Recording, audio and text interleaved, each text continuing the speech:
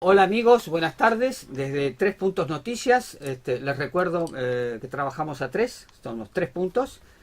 A mi izquierda, Gabriela Sotomayor, de México. A mi derecha, Diego de León, de Guatemala. Y yo, de origen argentino, pero que trabajo para un medio digital de El Salvador, Contrapunto. Bueno, hoy tenemos el placer de acoger en nuestro programa, desgraciadamente solamente por audio por el momento, por nuestras aún insuficiencias técnicas, a Ana Herrero, que es la corresponsal del New York Times en Caracas, en Venezuela. Y entonces, Ana, tú eres reportera, trabajas para un medio de Estados Unidos y puedes realizar tu tarea sin problemas, o tenés obstáculos por trabajar para un medio de Estados Unidos. Bueno, antes que nada, un millón de gracias por tenerme acá y contestando a la pregunta, no, mira, el trabajo periodístico en Venezuela es sumamente complicado, sea medio nacional o medio extranjero. Por ser venezolana, no presento, tal vez no hay tanto bloqueo como una persona que tal vez no domine el idioma o no tenga los contactos, porque yo llevo 11 años trabajando en el país, entonces se me hace un poco más sencillo, pero sigue siendo, el riesgo es casi que mayor, porque para un extranjero, si algo sucede, lo detienen y lo deportan. En cambio, si algo le sucede a un venezolano, a un periodista venezolano, lo detienen, lo encarcelan y ahí queda, como ya ha pasado. Ha habido varios compañeros encarcelados y de hecho hay uno que está encarcelado y que al parecer están pidiendo una pena de más de 10 años. Uy, Qué bárbaro, está bueno, peor que los de Myanmar. Mm. para Sí. lanzar la discusión, te cuento que aquí está sesionando el Consejo de Derechos Humanos, que es el máximo órgano en la materia de la ONU, que tiene 3 sesiones al año y que está en la última sesión en el mes de septiembre, son 3 semanas. Y hoy, da la casualidad, no lo habíamos programado, compareció Jorge Arreaza, que es el ministro de Relaciones Exteriores de Venezuela, y para lanzar el debate, él Ujú. dijo que el gobierno de Nicolás Maduro garantiza las necesidades de la población en vivienda, alimentos, y que han elaborado un plan de recuperación de la economía y para la prosperidad de cara al futuro. ¿Cómo vos ves este aspecto del discurso del ministro de Relaciones Exteriores? Bueno, fíjate que el tema de la garantía de la alimentación y recursos básicos se evidencia, es evidente y cualquier persona que venga, que visite o que sencillamente pasee por las redes sociales venezolanas puede darse cuenta de que el canciller evidentemente en su papel está pintando un panorama que no es cierto. Los recursos, vamos a empezar por el transporte, por ejemplo. No hay transporte en Venezuela, no hay importación de partes de autopartes, no hay el precio de la gasolina. Ahora está en entredicho, no se sabe si va a aumentar. Hay que sacar carnet, que es básicamente un carnet de partido del gobierno, para poder surtir gasolina a un precio regulado, que todavía sigue siendo alto, pero bueno, es regulado. Y ni siquiera eso está funcionando. Muchas bombas de gasolina, que nosotros le llamamos bombas, muchos surtidores de gasolina están cerrados. Eso por una parte. Luego el tema de la comida, desde hace años ya viene siendo un problema la escasez de comida y alimentos. Con la última devaluación que hizo el gobierno y el cambio de moneda, el gobierno quiso aumentar al menos en 60 veces más el salario mínimo a empresas que están tratando de sobrevivir con las garras. Entonces, lo que sucedió y lo que sucede ahora es que si caminas por las calles de Caracas, ves de 10, 9 comercios cerrados definitivamente. En la zona, por ejemplo, donde yo transito, donde yo vivo, hay 12 comercios que tenían más de 20 años abiertos que acaban de cerrar, cerraron la semana pasada, porque es imposible sobrevivir a un aumento de ese tamaño, de 60 veces más, cuando tienes un gobierno que no produce y tu materia prima tiene que ser importada, pero para importarla tienes que pedirle divisas al gobierno y pagar lo que el gobierno pida, amén de que el gobierno no tiene divisas.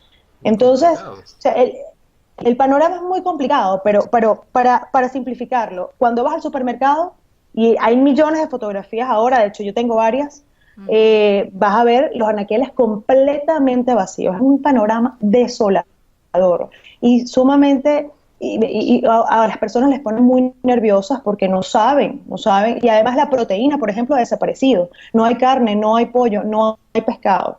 No hay, desde hace 3 semanas no se ve en ninguno de los supermercados. Y lo interesante es el efecto posterior de esto, porque claro, la escasez se siente ahora, pero la huella que deja esa escasez en el largo plazo, digamos, es sumamente preocupante. Muchos venezolanos ya han perdido masa corporal, o sea, ya en general han bajado de peso. En promedio las personas, no sé, unos 5 kilos, una cosa así, o sea... Más, son 15 kilos lo que ha perdido el promedio del venezolano, 15 kilos. 15 kilos. Impresionante. Sí. Ahora, yo tengo un caso muy cercano que ha perdido 25 kilos en 2 meses y medio, sin estar enfermo, más que desnutrido, pues. Porque también Arreaza, el canciller, esta mañana también habló de 2 cosas que yo te quiero preguntar. Una es que, bueno, él dijo que iba a colaborar ahora con la nueva alta comisionada, que el problema había sido Seid y su informe, sus informes que sacó, que en realidad con la nueva alta comisionada, claro que iba a participar, iba a colaborar. Le pregunté que si la invitaría al país, y entonces ahí sí ya le dio frío y dijo... Bueno, no sé, porque hay que ver y no sé cuánto. Pero la cosa es que Arreaza dice que va a colaborar con la nueva alta comisionada, pero realmente lo que está diciendo es que el alto comisionado anterior miente y que sus informes son selectivos, no son balanceados, etcétera. Esa es una cosa. Y otra, también dijo que no existía esto de que un éxodo de migrantes y de gente que se va... que no hay que eso es mentira, que eso es mediático, que todo esto es una excusa para una intervención militar. Y la alta comisionada, por el contrario, la nueva, Bachelet, dijo que el 7% de la población venezolana ha huido del país. Dice Arreaza que es por cuestiones económicas, no políticas. Que ese no es el problema. Entonces, ¿qué nos puedes decir tú de esto? Y también, ¿puedes tú ver alguna cuestión de que se prohíba o de que paren la salida de venezolanos o sea, que el mismo gobierno venezolano ponga trabas para que la gente salga? Mira, voy a empezar de la última, de atrás hacia adelante. Okay. El que el gobierno prohíba la salida, no sabría decirte porque no tengo evidencias de que alguna acción de ese calibre se esté programando, por ejemplo, pero básicamente la prohibición de la salida está hecha de facto. Recuerda que aquí hay un problema de materia prima, y ese problema no es solamente para las empresas privadas, sino también para el sector público. Entonces, la impresión de pasaportes se paró desde hace 2 años. Hace 2 años no hay, año y medio, solo unos pocos que tuvieron suerte pudieron sacar los últimos pasaportes nuevos. Desde hace 1 año y medio, para ser más precisa, para acá, hasta el día de hoy, lo que el gobierno logró hacer por la cantidad de solicitudes de pasaportes es dar solo pasaportes a recién nacidos, a venezolanos que hayan nacido ese año o a personas que lo saquen por primera vez, que sean menores de edad. Lo otro que están haciendo es dar una prórroga, y eso es básicamente un sello en un pasaporte para decir que ese pasaporte se prorroga por 12 o 13, por 10 años, por 5 años. Okay, entonces hay muchas personas que quieren salir, bien sea para quedarse, bien sea por tránsito, lo que sea, y no pueden hacer. Entonces eso ya está pasando, eso está pasando en este preciso instante. Luego, lo de la migración ser una falsedad, yo creo que las imágenes hablan por sí solas. Hay muchos periodistas independientes que tal vez no responden, son freelance, no responden a ninguna editorial, que han constatado en la frontera la afluencia masiva de venezolanos a pie en la frontera de Brasil, la frontera de Colombia. Perdón, pensaba que me ibas a preguntar algo. No. Y eso no tiene sentido. Lo que el canciller está diciendo no tiene ningún sentido. Eso está para el sol con un dedo y es imposible, porque además desde hace 6 años, 5 años, 5 años, la afluencia de venezolanos en el mundo y la presencia de venezolanos en el mundo ha crecido exponencialmente. Hace 10 años nuestra presencia era aproximadamente unos 10 países, por lo general los países que históricamente tenían relación con Venezuela, digamos países europeos, personas que emigraron por las guerras, países latinoamericanos también, desplazados, refugiados, o que sencillamente en la época de bonanza de Venezuela vinieron a buscar un mejor futuro. En este preciso instante hay presencia de venezolanos en 93 países. Eso dice demasiado. Yo recuerdo que una vez a mí me escribió una comunidad de venezolanos en Kuala Lumpur. Eran 25 venezolanos que estaban en Kuala Lumpur. Eso fue hace 3 años. Estoy hablando de lugares recónditos para un latino, para un latinoamericano. Es el cinismo típico, o sea, de la negación por principio, el cinismo de venir aquí y enfrente de la cara claro, de los... Parecen que son dos mundos completamente diferentes, sí, dos realidades completamente diferentes. Sí, sí. Ahora, Ana, yo quería preguntarte en términos de salidas de la crisis, ¿qué se percibe? Es decir, Naciones Unidas, ahora el Consejo de Derechos Humanos, digamos que hay una perspectiva de un posicionamiento en relación a la situación de Venezuela, pero el sistema de Naciones Unidas en los últimos 4 o 5 años ha sido sistemática en decirle a Venezuela todos los abusos y problemas en materia de derechos humanos. Está en todos los informes que uno pueda imaginarse. Por el otro lado, en la OEA también hay intentos por llevar la situación de Venezuela a discusión. ¿Tú cómo percibes en términos de posibles, si es que se percibe una posible salida a la crisis o salidas a la crisis? ¿Cómo lo ves tú? Bueno, mira, para ser honesta, por el tema de los reiterados señalamientos de los distintos organismos multilaterales al gobierno venezolano, no siento que eso sea una salida verdadera a la crisis, porque recordemos que la crisis es intrínseca del país. La crisis, esto no es una guerra donde tal vez un organismo puede entrar a mediar entre partes y calmar las aguas. Esta situación no es así. Está muy bien, claro, por supuesto, porque primero esa es su labor de los distintos organismos, el trabajo de ellos es señalar y aparte dejar un récord por sentado que eso estuvo pasando para, bueno, futuras acciones, si es que se tienen futuras acciones. Pero la realidad es que la crisis acá es social, es económica y es política. Entonces, no hay manera en la que un señalamiento de mala conducta, de violación a los derechos humanos, de políticas erradas pueda cambiar la situación, porque lo que se ha evidenciado es que desde que esto está pasando, que ha sido hace años, la crisis ha empeorado. Hace 5 años, no veíamos muertes de neonatos por desnutrición, y en este momento en un solo hospital contamos 11 o 12 en un mes de neonatos muertos por falta de alimentos. ¿Y hay alguna cifra de cuántos niños han muerto por desnutrición o por no tener acceso a determinados medicamentos? ¿Tienes alguna cifra? No hay, aquí en Venezuela no hay cifras oficiales, no hay cifras oficiales de inflación, no hay cifras oficiales de escasez, no hay cifras oficiales de absolutamente nada, ni siquiera de cuánto oro se ha sacado, porque las cifras que saca un ministro, otro ministro, el mismo presidente las contradice y pone más o pone menos. Entonces, oficial en Venezuela no hay nada, o sea, oficial con lo que uno pueda contar, digamos. Sí.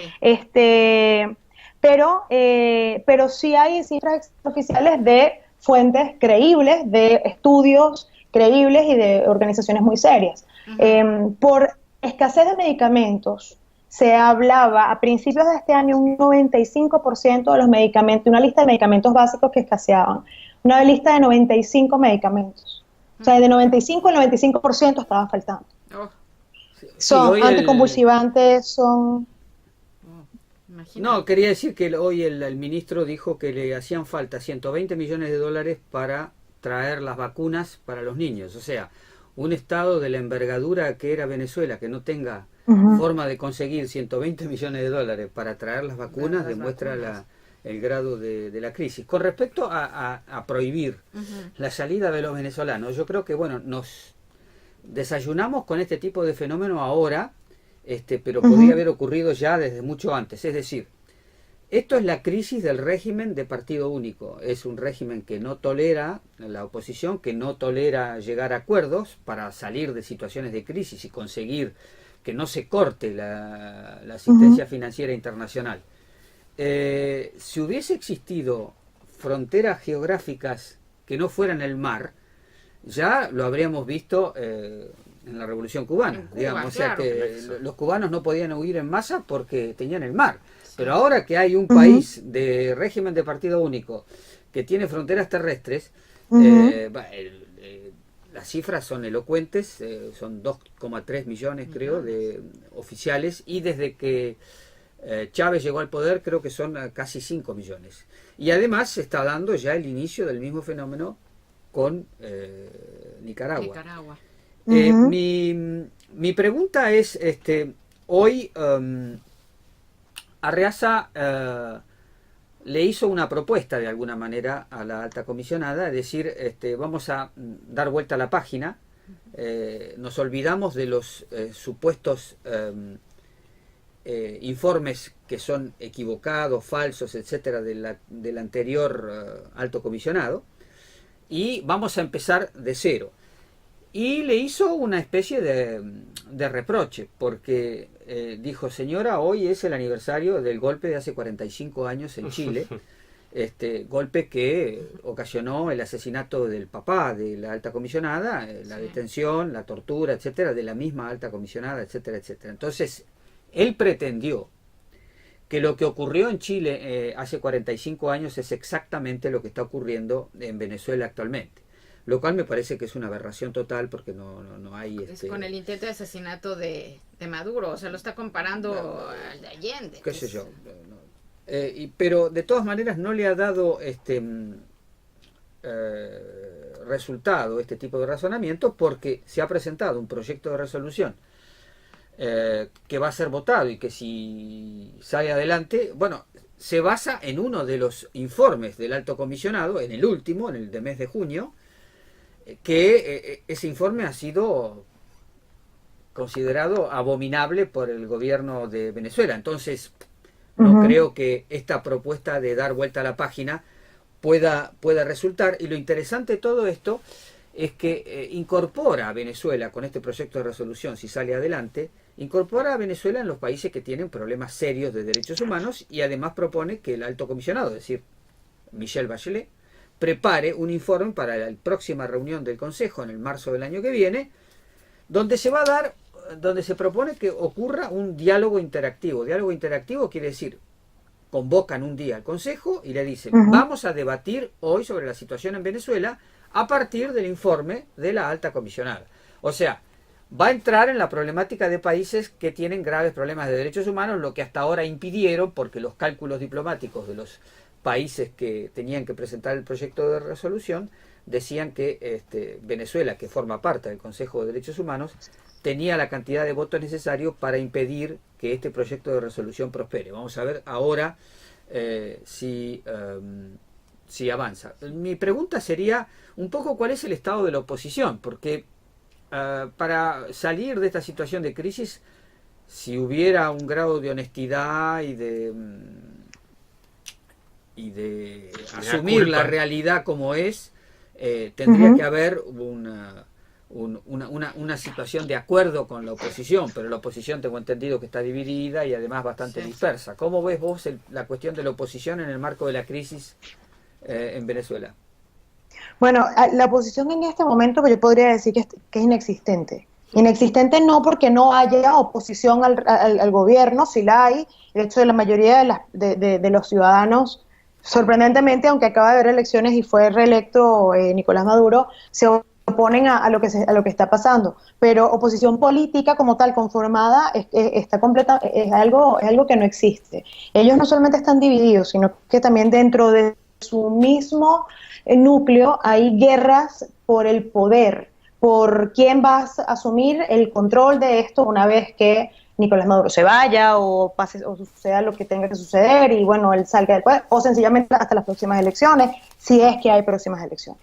Entonces, esa pugna ha hecho que se vaya, y aparte el éxodo de la mayoría de los políticos opositores a diferentes partes del mundo, que bien están haciendo sus lobbies personales para que en algún momento, cuando haya un cambio de gobierno, pues ellos poder tener su protagonismo, pero que lamentablemente no están haciendo nada por la conformación, diferente a al caso del gobierno nacional, que tiene un partido que, independientemente de lo mal que esté el partido dentro, por fuera se ven como un todo y como un bloque, que son lo suficientemente poderosos como para callar las voces disidentes y poder desaparecerlas, no en el sentido estricto de la palabra, pero poder aislarlas y dotar de poder a personas que sean más leales a ellos.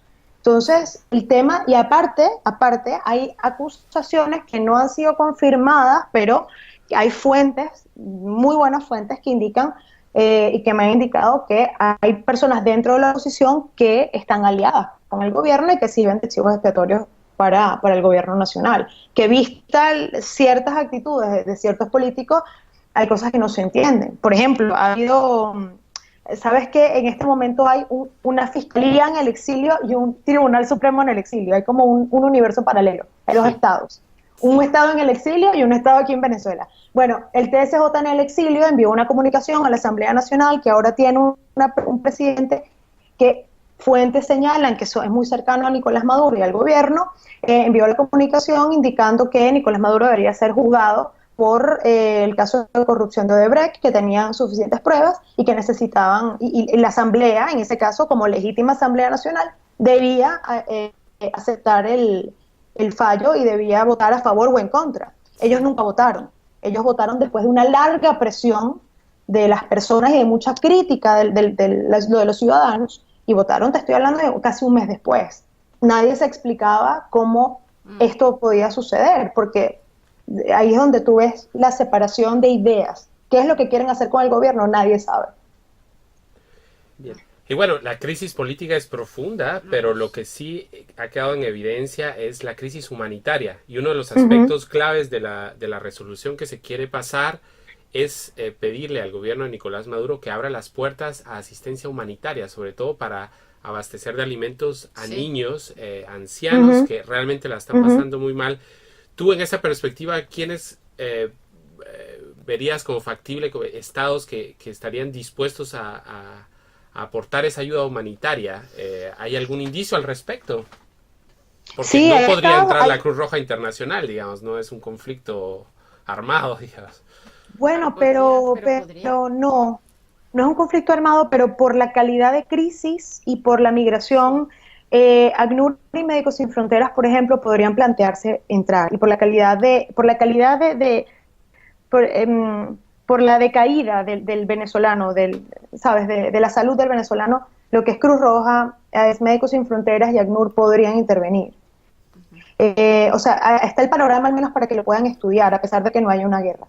Y hay muchos países que han dicho que están completamente dispuestos a ayudar. Hay muchas organizaciones, ONG, que dicen que están sumamente dispuestas. Caritas es una, que dice que tiene ya contenedores de pañales, de fórmula para bebés, de ropa, de jabón, porque es que además la crisis es tan aguda que ni siquiera hay jabón para lavarle la ropa a un bebé. Y eso, aunque suene algo tan básico para las personas que pueden acceder a ello, significa que los bebés, los neonatos, no solamente tienen problemas de nutrición, sino problemas gravísimos en la piel.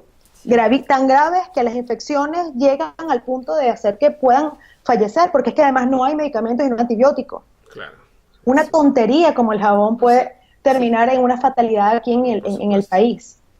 Terrible, terrible. Bueno, y eso es un crimen, ¿no? Privar de alimento y de medicamentos a tu propio pueblo. Claro, claro. Ana, nosotros vamos a seguir de cerca el proceso de discusión y de debate sobre esta resolución. Nos gustaría mantener el enlace contigo en posteriores emisiones de 3 puntos. Con eso vamos actualizando a nuestra audiencia respecto de cómo se está tratando, por lo menos desde Ginebra y desde el ámbito de la política internacional, la crisis en Venezuela. Sí, y antes de despedirnos, perdón, pero me acordé de algo que a mí me ha llamado tanto la atención, es que he preguntado aquí muchísimas veces a la Organización Mundial de la Salud qué es lo que está pasando en Venezuela, y hay un silencio absoluto, no dicen nada. UNICEF un poco se ha pronunciado alguna vez. No sé si esto lo tienes claro allá, ¿por qué este silencio de la Organización Mundial de la Salud cuando debería de ser la primera que salga a denunciar estas cosas, ¿no? Claro. Mira, no tengo confirmación de por qué, pero te voy a decir lo que veo. ningún organismo multilateral ni ninguna ONG tiene, a no ser que tenga presencia en el país, que son muy pocos los que tienen presencia, los que permiten entrar, ninguno tiene certeza de qué es lo que está sucediendo, porque el gobierno nacional se ha encargado de entregar unas cifras que inmediatamente ONGs y organismos serios, por ejemplo Amnistía Internacional o Cáritas, contradicen. Entonces, una organización como la Organización Mundial de la Salud no creo que pueda meter sus manos en el fuego por ninguna de las dos partes, porque sencillamente no tienen, y lo mismo pasa con UNICEF. Lo que pasa es que luego la evidencia es tan abrumadora, cuando tú ves 11, 12, 13 neonatos muertos en un mes, y esa información te lo dan los médicos con evidencias gráficas, registro fotográfico, entrevistas. Es complicado, porque la jerarquía, ese es el problema con la comunidad internacional y esos grandes organismos multilaterales. Y el problema es que la jerarquía y la burocracia está tan arraigada dentro de sus propias fuentes que son incapaces de salirse del esquema ante este tipo de situaciones. Están acostumbrados a seguir los lineamientos del gobierno, y de hecho, tú observas los comunicados y las declaraciones de tanto de la ONU como del Consejo de Derechos Humanos hace 4 años, que estaba ya empezando la crisis fuerte, donde había muchas cosas que criticar, y observas que ellos dicen que bueno, la situación está bien y está normal, y que de hecho Venezuela es un gran ejemplo para el mundo en tema de analfabetismo, en tema de erradicación de la pobreza, cosa que es completamente falsa porque ya lo estás viendo. No, sin lugar a dudas es un desafío de todas formas para el sistema internacional.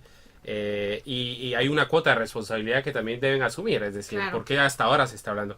Ana, te agradecemos muchísimo el enlace, te mandamos un saludo desde Ginebra hasta Caracas, te deseamos éxito en todas tus labores y por estar informando lo que ocurre desde allá. Sí, muchísimas gracias por estar aquí. Y a nuestra audiencia los invitamos a que nos sigan. Estamos en pleno Consejo de Derechos Humanos. Hay muchos temas relacionados con América Latina que vamos a intentar cubrirles y ofrecerles. Así que hasta la próxima edición de 3 Puntos. Juan. Chao, Ana, hasta la próxima. Gabriela. Hasta luego, Ana. Muchísimas gracias. Y gracias a François Zubiguer en los controles desde este estudio de Radio y Televisión de Naciones Unidas. Hasta la próxima. Hasta luego, gracias. Chao, chao.